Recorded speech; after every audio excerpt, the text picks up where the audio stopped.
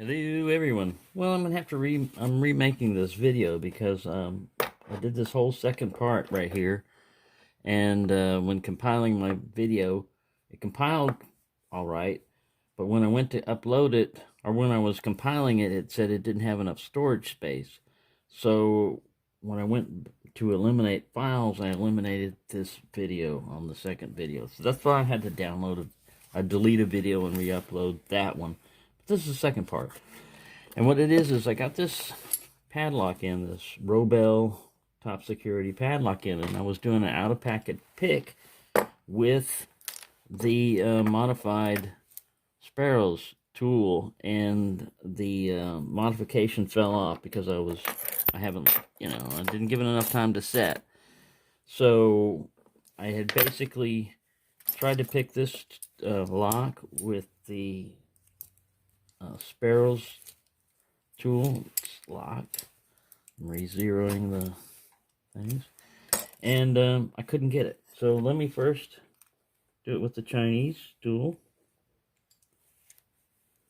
and I'll show you the reason why. I got calipers out here and everything, but all right. So let me get a timer on here. Let's see how long it takes me to do this. All right, this is the Chinese pick against the Chinese tool. The Chinese tool against the Chinese lock. These Chinese tools are criticized because they're crude, and they are, and not as precise as the Sparrow's tool, and they aren't. But the thing is, I believe the Sparrow's tool went crazy. They minimized their depth. I'll show you. There we go. Now, I thought I had it, but I slipped off the disc. I was pulling it up because sometimes you can tension too much. You can push this tool down in the keyway too far, and you wind up blocking disc number 2 or number 3, whatever you want to call it, because the first one you tension off of.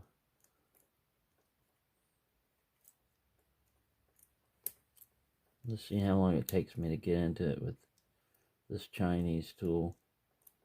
I think I found a modification for this tool right here too. The main problem is the slop right here and not knowing where you're at in the disc relative, like the way the Sparrow's is calibrated and everything. I really like that. But just get another tube and put it in here and give it more support. That's all this has got to have. All right, let me re-zero this guy. Sometimes it's just like a lock. If you're getting nowhere, just reset all your pins, in this case disc, to 0. There we go. Relatively, I see once. Nothing is really like a perfect tool for this, but these tweezers work fairly well. All right, let's try this again. Let's stop that one. Start. All right, here we go. At 0. The head on this Chinese tool is wide, and I'll get the calipers out and show you. But the head on the Sparrow's disc detainer tool is about 0.5 millimeter thick. The discs, the disc tumber disc, are 1 millimeter thick on these Chinese locks.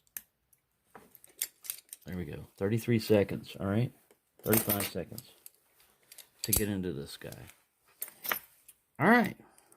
Now, according to the Sparrow's website, this Sparrow's disc detainer tool is worth $1 million. So if it's $1 million tool, I should have $1 million improvement.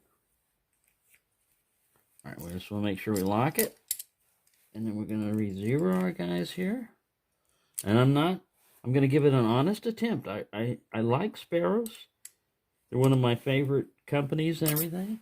I want them to win. I want them to succeed. I like Lockpicking Lawyer and Bosnia Bill, who helped create this, and Locknoob helped evaluate it. I like all of them.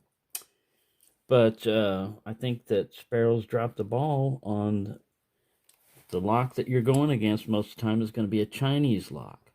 And this head right here is too thin for these Chinese wafers. If you look at them, this is a disc. It goes in here. It looks like it's all right, but in the lock, it'll tend to just like slide off and slip off. And if it was wider, so you can turn like that, but if it was wider, it would engage this with more movement. So let's reset this. Let's give Sparrows an honest attempt. I have yet to open up a padlock. I think I might have opened up one. I'm not sure, but I don't think I've opened up any padlocks with this detainer tool yet. I usually wind up getting frustrated. So let's go. Sorry, I hadn't put it in there. We'll give him a couple of seconds. All right. First thing is I've put it in the jam thing. So that's potentially going to happen every time you do that. You don't line your head up exactly when you put it in here. So for speed picking already, there's some disadvantages. Come on. I'm not trying to do this on purpose. All right, we're in there. All right, let's start moving, manipulating. See, I'm running through here and I'm not even catching discs, just turning left and right. If I could find a disc, I'd turn it. I'm jammed. You got to watch that jam spot. I'm going to mark mine for the maximum back, so I'll know not to even go that far back, because the tool will let you go back there and lock it up. It feels like I'm kind of like on the surface of the disc and not in the hole. All right, I got something to move there.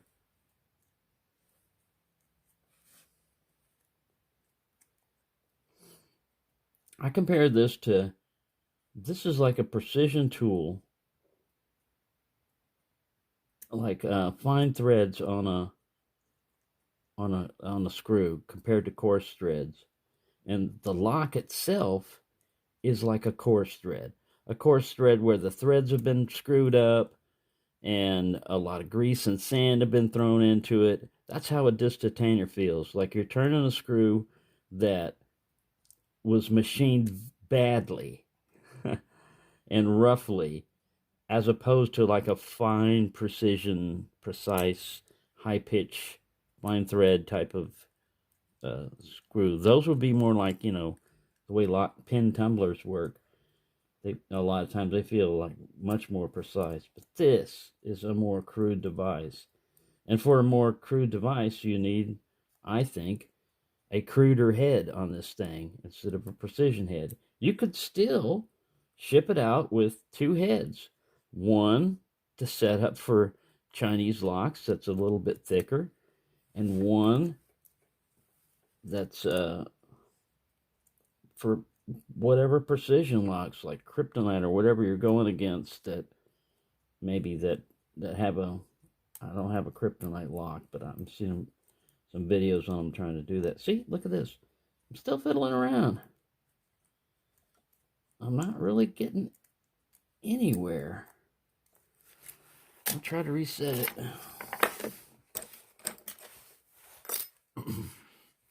So that's all I'm saying. If it's $1 million tool, I should have $1 million improvement over a $5 tool. And it's only because of this head. Now, if you take a year to develop a tool, then you should turn it out. You should turn it out well. You should make it well, and you should prototype test it. Send it out to pickers, not your engineers that have a vested interest in saying, yeah, it's perfect. And if you send it out to some unscrupulous, I'm not saying that the reviewers are unscrupulous, but if you send it out to them and say, here's 1, 2, or 3, or a dozen of these, do a review on it. there might be a tendency to say that, you know, it's a perfect thing. Like I said, I'm not saying that any particular reviewer would do that, but still, it's a potential. Now this guy, I can't get him. I need to re-zero him. Where's the tweezers go? Where'd the tweezers go? There they are. Alright.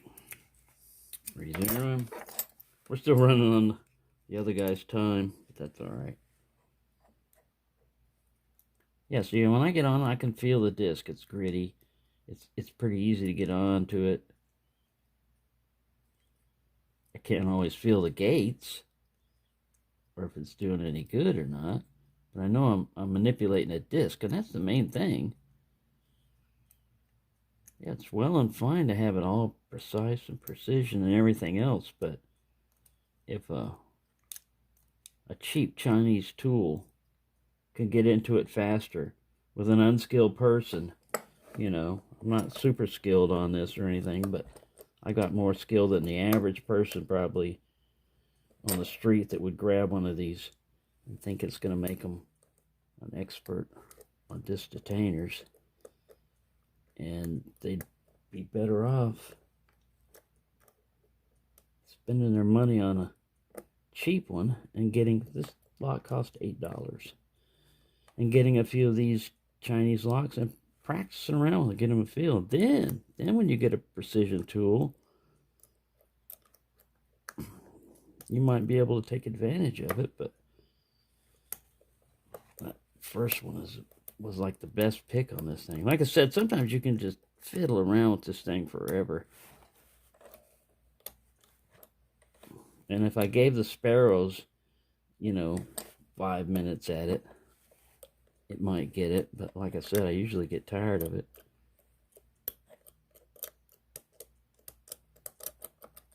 Anyway,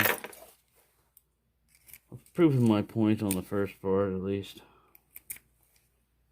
The second part,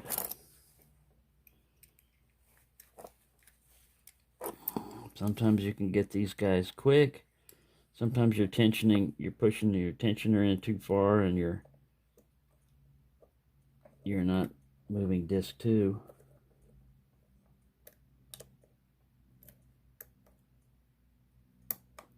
There you go. I can definitely feel the disc on this thing fairly easily. Except for that other time, like I said, you can get lost in it too. And I'm no expert on this, but there you go. Tell me what you think. Am I wrong? Am I deluded? Because I could show you the measurements.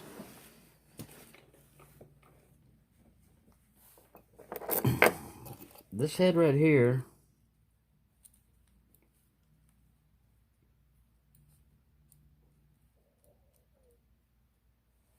.5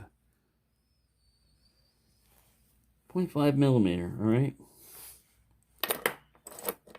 Where's that disc that was running around? There's a typical Chinesium disc. It's got its little gate that it falls in, its little manipulator. See that? 1 millimeter. Chinesium warhead. People complain it's crude. It's too big. Well, it can also be too small. 2.4 millimeter. But if you think about it, as long as you've got 0.5 millimeter on each side of the stack right here, that's a perfect size. Because you can be on the disc and still have room. You can hit it at an angle. You've got more room, basically, to engage it and not slip off. But if you've got a razor blade in here, you know, which is what I call this head, this may be fine for super precise locks, but I'm telling you, most people are not going to run into super precise locks when they're doing disc detainers. And if they are, it's going to be something that requires a bottom of the keyway tensioning thing, or doesn't tension off that one. Yeah, see, you just got a lot of room for this guy to run around in here. Where are you? That you don't have when you set a larger thing in there. You've got more stuff to engage. Actually, this I don't even know if this guy should be around it, but it seems to work out fine. Like I said, you can put it in either way, and it engages the disc fairly well. This one here, you've got to be right in there. I mean, it'll still do it, but you can. Sometimes I feel like I'm doing like this. You know, I'm on it and I'm sliding off. I don't know. Anyways, I think just stacking that other piece on there is going to fix that problem. And then you can ship it out with two heads. One, a thicker head for the Chinese stuff, and leave the thin head the way you've got it right now. This one's fine for the other thing. That way, like I said, I tried super glue. I might try epoxy. You know, I don't want to try to like spot welding or anything else. But if they can just make this out of thicker stock, you know, whatever they're using on there, put another wiper blade on there, it'll be all right. So anyways, that's my idea. Tell me what you think if you ever get one, or you think if I'm deluded or whatever, but it's a relatively easy fix. Once I find that piece that fell off over here, I don't know where it's hiding. I might have to make another one. I'm going to narrow it down a little bit also, because I want to make it basically, I think they got the width right on this one as opposed to that one. Yeah, see the width? I'm going to increase the width on the piece that I put on there just slightly. Just a little bit more. I'm going to make it this guy's thickness, which is 5.92 millimeter as opposed to 5.0. So there's almost a millimeter difference also in the width of these guys. And like I said, this one I believe I've sanded down a little bit and fixed, and you know, from the original Chinese disc detainer tool, narrowed it down a little bit with sandpaper. So there you go.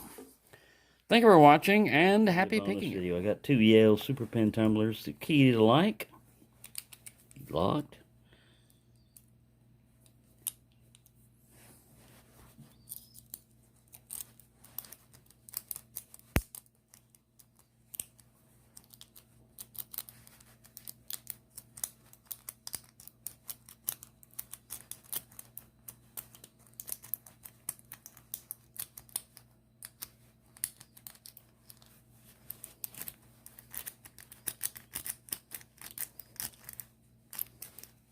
Sorry, off screen raking. Trying to rake it.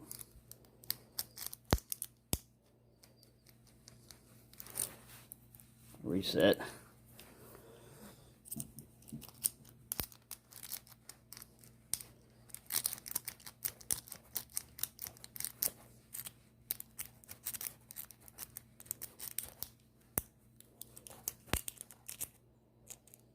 You got to get your angle figured out just right, and your tension.